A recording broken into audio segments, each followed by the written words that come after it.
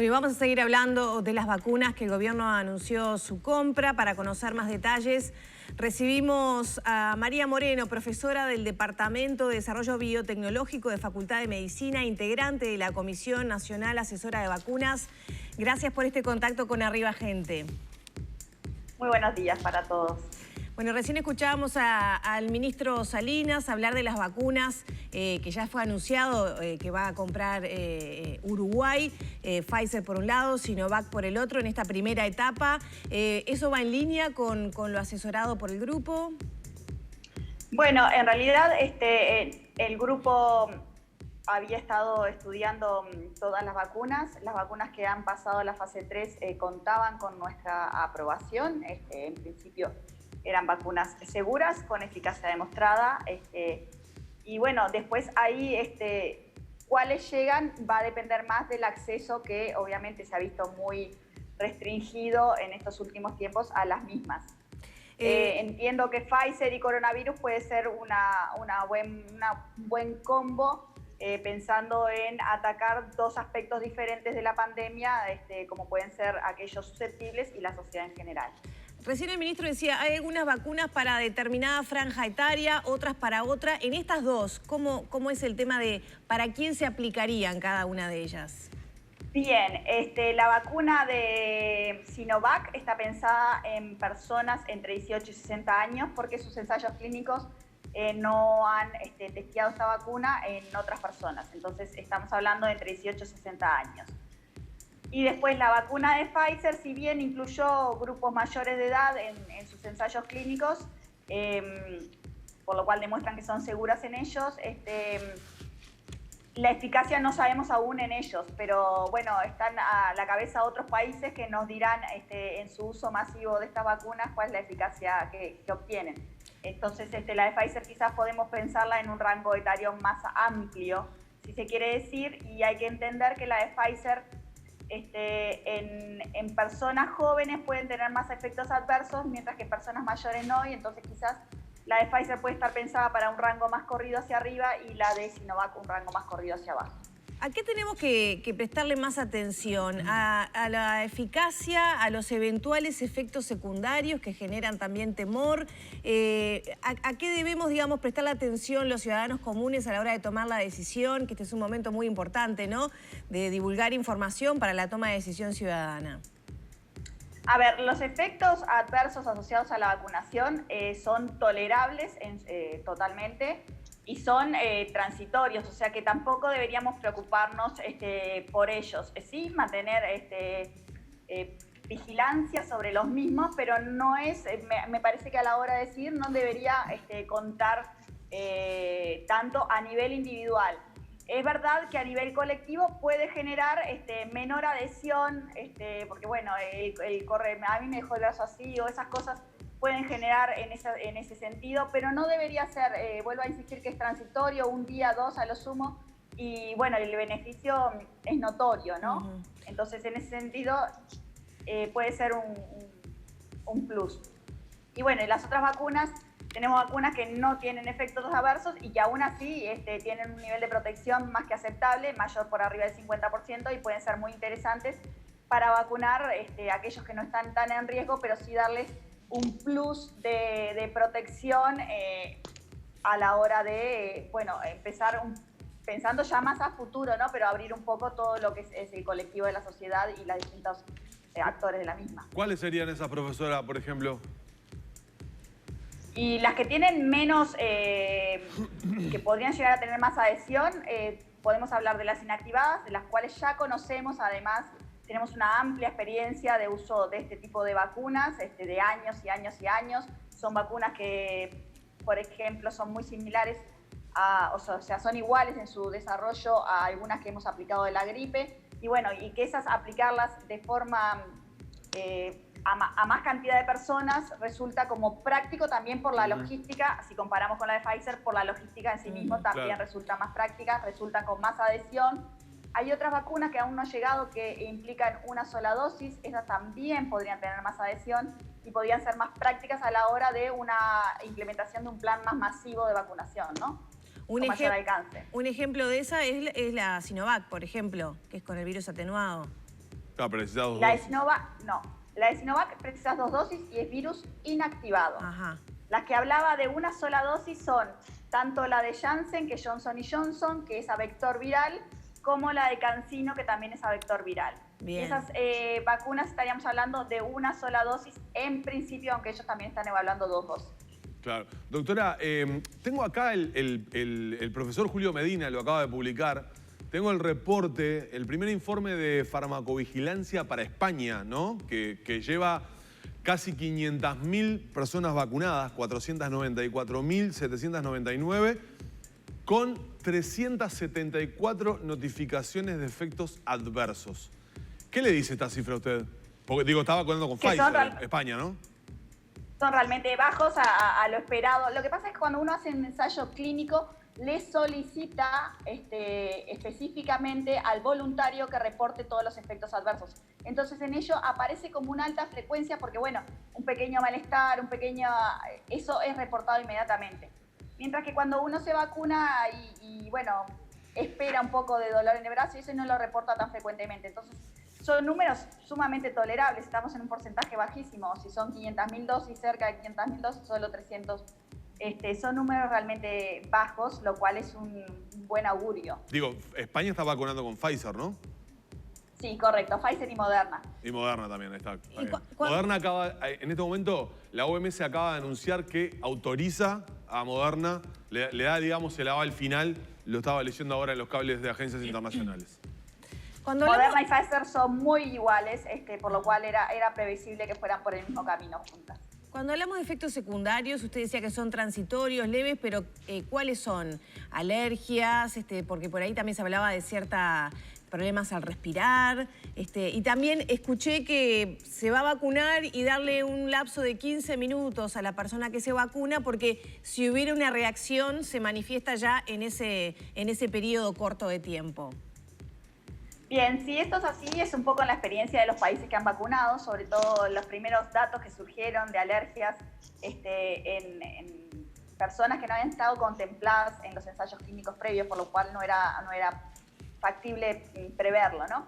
Entonces, sí, esta vacuna, la de Pfizer, no está recomendada para personas con episodios de alergias severas, con reacciones de tipo anafiláctico. Y bueno, se supone que esas reacciones más agudas y severas se dan en los primeros 15-30 minutos.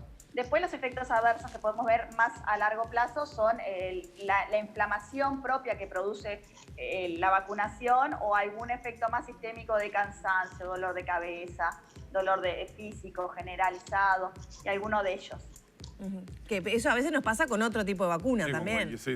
Sí, es que es la idea detrás de si bien no es la idea generar este tipo, pero es algo colateral a la vacunación porque lo que tratamos de hacer es inducir al sistema inmune y son respuestas del sistema inmune. La fiebre es una respuesta del sistema inmune, la inflamación es otra. Entonces es parte de lo que sucede cuando estamos de alguna forma potenciando nuestro sistema inmune.